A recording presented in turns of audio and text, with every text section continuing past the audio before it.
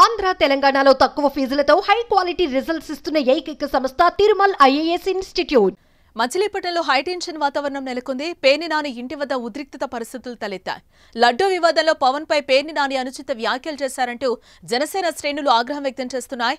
పేర్ని నానికి వ్యతిరేకంగా ఆయన ఇంటి ముందు నిరసనకు దిగారు. ఇంటిలోకి వెళ్లేందుకు కార్యకర్తలు ప్రయత్నించడంతో కాసేపు గందరగోళం చోటు చేసుకుంది అక్కడ. ఇక జనసేన నిరసనకు వ్యతిరేకంగా వైసీపీ కూడా ఆందోళన చేపట్టింది. పేర్ని కిట్టు ఆధ్వర్యంలో వైసీపీ నిరసనకు దిగింది. పోటాపోటీ నిరసనలు నినాదాలతో ఒక్కసారిగా అక్కడి పరిస్థితి వేడెక్కింది.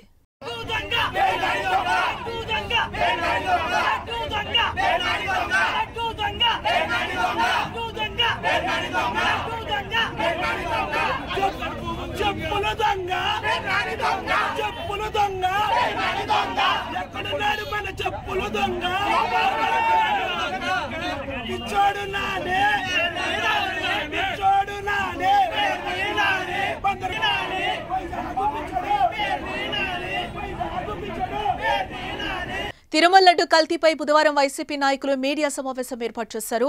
ఈ సందర్భంగా పేర్ని నాని మాట్లాడుతూ పవన్ కళ్యాణ్ పై తీవ్ర ఆగ్రహం వ్యక్తం చేశారు. పవన్ కళ్యాణ్ హిందువు అని చెప్తున్నారు. భీమవరంలో బాప్తిజం తీసుకున్నా అని చెప్పారు. ఆ పవన్ కళ్యాణేనా ఈ పవన్ కళ్యాణ్ బాప్తిజం తీసుకున్నా అని చెప్పింది ఎవరు మర్చిపోరు. రష్యాలో చర్చిలో మోకాళ్లపై కూర్చున్నది ప్రజలు మర్చిపోలేదు. పవన్ కళ్యాణ్ పిల్లలకు క్రిస్టియన్ పేర్లు పెట్టుకున్నారు. మేమంతా మొదటి నుంచి హిందువులం. పవన్ కళ్యాణ్ కొత్తగా హిందూ మతం తీసుకున్నారా అని పేర్ని నాని ప్రశ్నలు సంధించారు. అలాగే ప్రాయశ్చిత దీక్ష తప్పు చేసిన వాళ్లు చేస్తారని ఎద్దేవా చేశారు. పేర్ని నాని చేసిన ఈ కామెంట్స్ పై జనసేన మండిపడుతోంది. ఈ నేపథ్యంలో ఆయన ఇంటిని ముట్టడించారు. శరీరాలు వేరుగా ఒకే ఆత్మగా ప్రస్తుతానికి అవసరార్థం ఇద్దరు తిరుగుతున్నటువంటి రీత్యా ఈ గుళ్ళలో మెట్లు కడగటాలు, పసుపు కుంకాలు మెట్లకు పూయటాలు, లేదా పాప పరిహారాలు, ప్రాయశ్చిత్తాలు, అంతే కదా. పాపాలు ఎవడు చేస్తే వాళ్లే ప్రాయశ్చిత్తం చేయాలి కదా.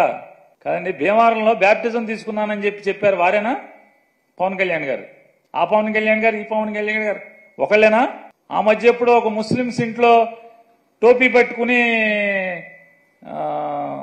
హలాల్ చేశారా మాంసాన్ని, హలాల్ చేయకపోతే మనం తినకూడదని చెప్పని సోఫా మీద కూర్చోకూడదు, రంజాన్ మాసంలో కింద కూర్చోవాలి, మంది ఇది పెద్ద మాంసమేనా అని చెప్పి గబగబా అడిగి తిన్నారు. ఆయనేనా?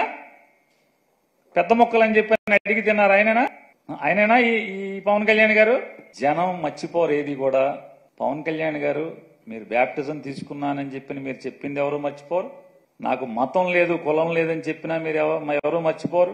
మీరు రష్యా చర్చిలో యేసు ప్రభువు యొక్క మందిరంలో మోకాళ్ల మీద మోకాళ్ల దండేసింది కూడా ఎవరు మర్చిపోరు. మీ పిల్లలకి క్రైస్తవ పేర్లు పెట్టుకున్నా కూడా ఎవరు మర్చిపోరు. తప్పు లేదు, తప్పు అని నేను అంటలా. అంటే మీరు ఇవాళ కొత్తగా శ్రీ వైష్ణవ మతం ఎవరన్నా కొత్తగా పుచ్చుకుంటే ఒంట్లో ఎన్ని భాగాలుంటే అన్ని భాగాలకి నామాలు పెట్టుకున్నా అంటే ఎవడో ఈయనలాంటోడు ఎవడో అట్లా కొత్తగా ఈయన హిందూ మతం తీసుకుని ఉంటాడు. మేమందరం పాత రోజుల నుంచి పుట్టిన కాడి నుంచి హిందువులే. మేమందరం కూడా